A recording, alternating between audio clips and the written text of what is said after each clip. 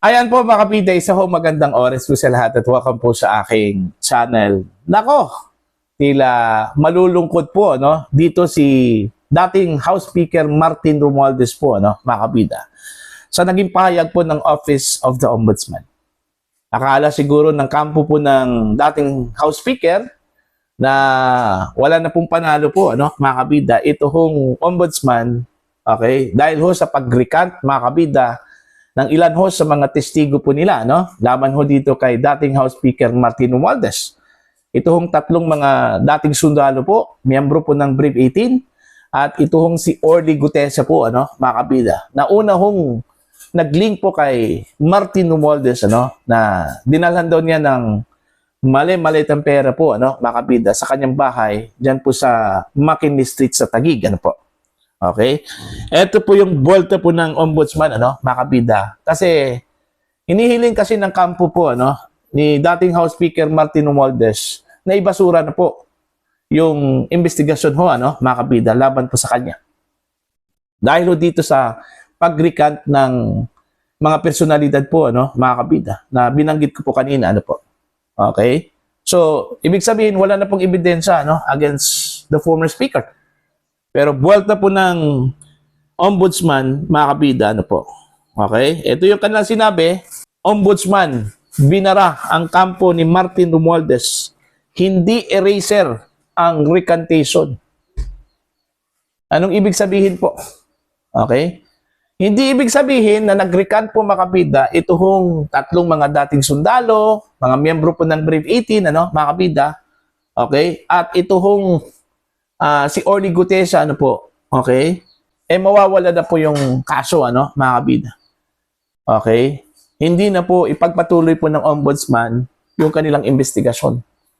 Well, tila nagkamali po itong si dating House Speaker Martin Romualdez dahil mas nagkaroon po, mga kabida, ng motivation itong ombudsman na ipurso yung investigasyon po, mga kapida, laban po sa kanya. Okay, eto po babasahin ko po yung article ng Ang Balita ngayon, po. Iginiit ng Office of the Ombudsman na hindi basta mabubura ng recantation ang naunang testimonya ng isang testigo. Kasunod ng argumento ng kampo ni dating House Speaker Martin Romualdez na humina umano ang mga reklamong laban sa kanya matapos bumawi ng salaysay ang ilang testigo. Alright? Ito yung sinabi po ng ombudsman po, mga kabida. Hindi eraser ang recantation. In fact, dagdag ebidensya po yun dahil dalawang statement. Itatabi ang dalawa at susuriin kung alin sa dalawa ang totoo. Ani Assistant Ombudsman Miko Clavano, Ayon. Imbes na ibasura yung investigasyon because nag-recant ito kung mga witnesses, mga kabida, against former House Speaker Martin Romualdez. Mas nakakatulong pa raw ito, mga kabida, dahil dalawang statements po ang pinagpipilian ngayon ng Office of the Ombudsman, mga kabida. At magkakaroon po sila ng pagkakataon na suriin itong dalawang statements na ito.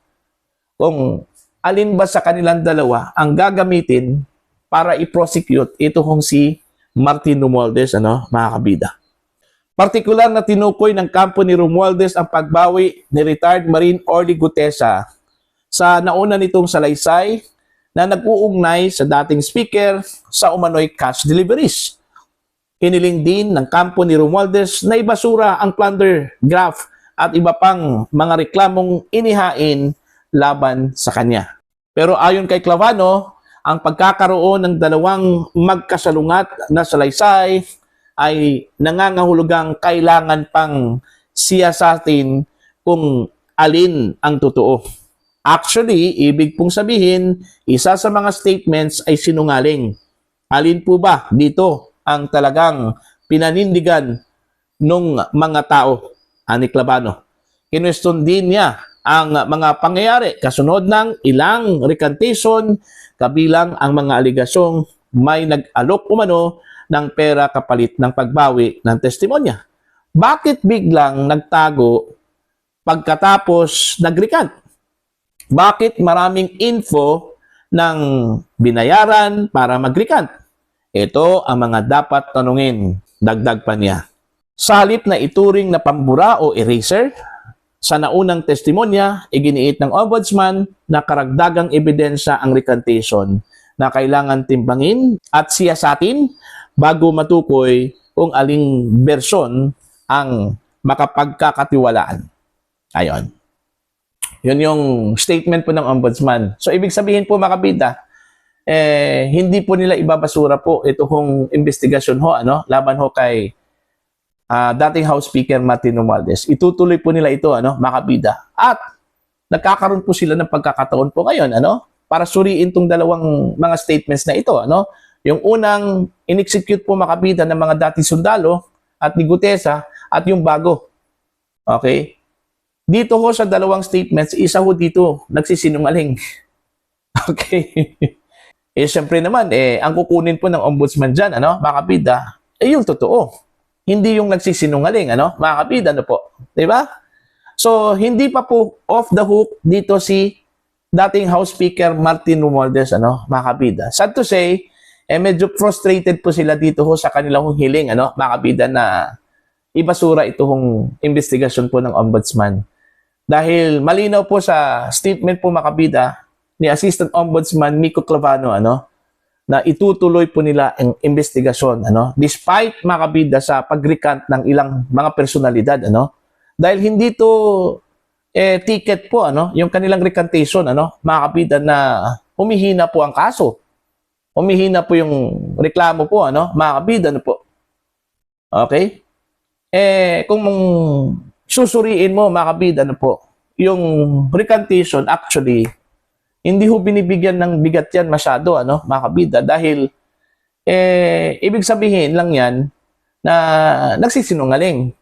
May pahayag na nagsisinungaling, Kasi, opposite, contradict. Okay? Yung mga statements, Una, in-execute yung affidavit na keso, ito si Romualdez, tumanggap po ng malay-malit ang pera, dineliver po sa kanyang bahay, mga kabida. O yung pangalawang statement naman, hindi po totoo. Walang ganon na deliveries po, O, see? Meron talagang nagsisinungaling dito sa dalawang statement na to. So, do you think pagkakatiwalaan pa ba yon, mga kabida, Yung nag-execute po ng dalawang pahayag, po? I don't think so, mga kabida. So, kalimitan po, ang kinukonsidera dyan, mga kabida, yung naunang statement kaysa dito ho sa bago. Alright?